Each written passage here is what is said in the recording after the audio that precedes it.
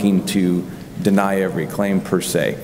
If you have documentation and you can show association between a disease process and exposures at work, they're inclined to go along with that. I can use our local's experience with Brother Goldberg. He had a very uncommon type of cancer.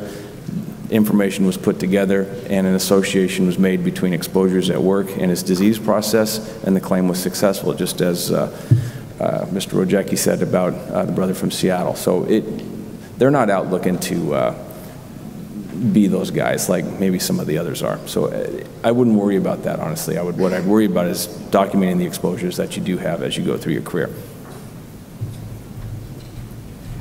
And I just wanted to add before we were done here, Eric and Bill had alluded to the fact that they're working from this side on this personal injury reporting, Beth's working on the SHIP grant as far as changing our culture and policies in our departments for decon and other types of things that we do when we are exposed at any event. And then the third thing that is working in the background as well, for the last couple years, we tried to pass some legislation that made exposure reporting mandatory. We know this is going to be a big cultural shift for us.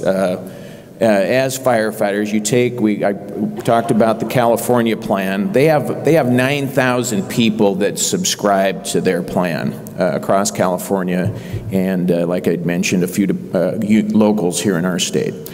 They had, last year, they had 9,000 entries. That was it. So of those 9,000 people that are participating, they went on more than one call, but they had a total of 9,000 entries. So it's going to be a big cultural change. So the legislation we're trying to get passed is through L&I to say it's mandatory